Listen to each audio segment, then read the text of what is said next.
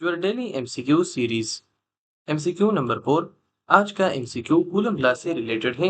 हमारे पास स्टेटमेंट है, ए charge Q is divided into two parts Q and capital Q minus small q and separated by distance r. The force of repulsion between them will be maximum when।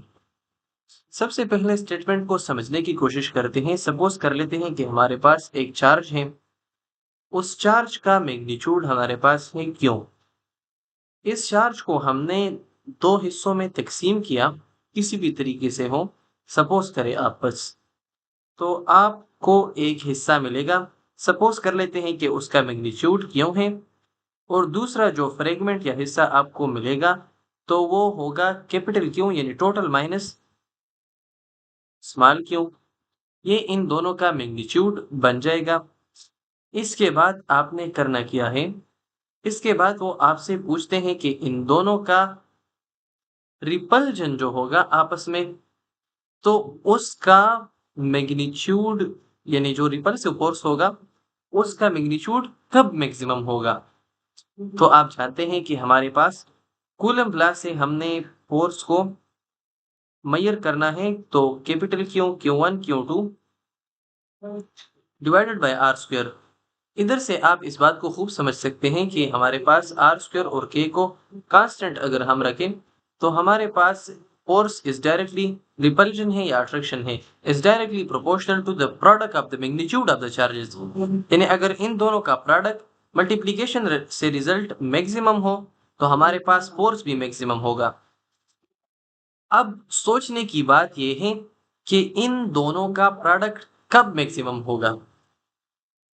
इसके लिए मैं आपको एक मिसाल लेता हूँ। सपोज करें कि आपके पास इस चार्ज का मैग्नीट्यूड जो है वो है 4। अब हम इस 4 को दो हिस्सों में तकसीम कर लेते हैं। हमारे पास पॉसिबिलिटी एक ये है कि हम एक को 3 तो दूसरे को 1 ले लें। दूसरी पॉसिबिलिटी ये है कि हम एक को 2 और दूसरे को 2 ले लें। तीसरी पॉसिबिलिटी हमारे पास ये है कि हम एक को 1 और 3 ले लें, तो फिर एक पहला वाला बन जाएगा।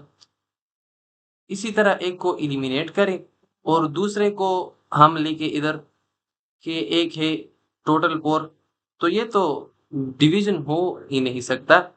इस वजह से हमारे पास जो दो पॉसिबिलिटीज हैं वो यही है कि हम कंसिडर करें कि हमारे पास एक है 3 1 और दूसरा है 2 2। आप इसका मल्टीप्लिकेशन करें तो क्या है, 3 1 जा 3, 2 2 जा 4।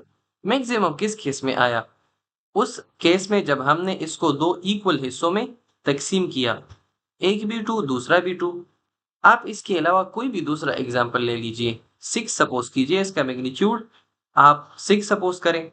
एक हिस्सा जो हमारे पास बनेगा वो होगा 3, दूसरा होगा 3। एक बन सकता है 2, एक बन सकता है 4, 2 + 4 = 6। एक हिस्सा इस तरह भी बन सकता है 1 + 5। सपोज कीजिए 3 3 जा 9 और 2 जा 8। प्रोडक्ट मल्टीप्लीकेशन Q1 Q2, तो 5 1 जा 5। इस केस में भी आपने देखा, जिस केस में इक्वल फ्रेगमेंट्स हमने बनाए थे 3 और 3, उस केस में हमारे पास प्रोडक्ट का आंसर मैक्सिमम आ रहा था। उम्मीद है ये इतनी बात आपको समझ आ गई होगी। तो इधर से आप इस बात पर कियास लगा सकते हैं कि चूंकि उधर हमारे पास दो इक्वल हिस्से थे, तो पार्ट 1 ये should be equal to part 2। तो हमारे पास जो पहला हिस्सा बना है फ्रेगमेंट, उसका मैग्नीट्यूड हमारे पास क्यों है, तो दूसरे का हमारे पास कैपिटल क्यों माइनस क्यों है। अब इसको सोल्व कीजिए, यानी इसको अगर आप सोल्व करें तो हमारे पास 2q = टू कैपिटल क्यू आ जाएगा और स्मॉल क्यू की वैल्यू हमारे पास कैपिटल क्यू डिवाइड बाय 2 बनती है। इतनी बात आपको समझ आ गई होगी।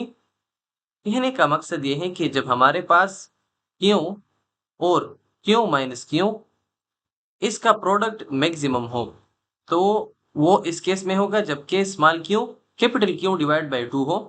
तो इस केस में चूंकि इनका प्रोडक्ट मैक्सिमम आएगा, इस वजह से फोर्स ऑफ रिपल्जन भी इनके दरमियान वो मैक्सिमम होगा। आप इसको वेरीफाई भी कर सकते हैं, यानी आप इधर पुट कीजिए। पुटिंग करने के बाद आपको आपका आंसर मिल जाएगा कि वाकई हमारे पास जो फोर्स आता है वो मैक्सिमम है या नहीं। 1 बाय 1 ऑप्शन ए भी पुट करें, ऑप्शन बी भी पुट करें, ऑप्शन सी भी पुट करें, ऑप्शन डी भी पुट करें। जो कॉमन सेंस यूज करके हमने डेरिवेशन की उसके मुताबिक ऑप्शन सी हमारा करेक्ट ऑप्शन है। जज़ाकुमुल्लाहु खैर। अस्सलामु अलैकुम व रहमतुल्लाह।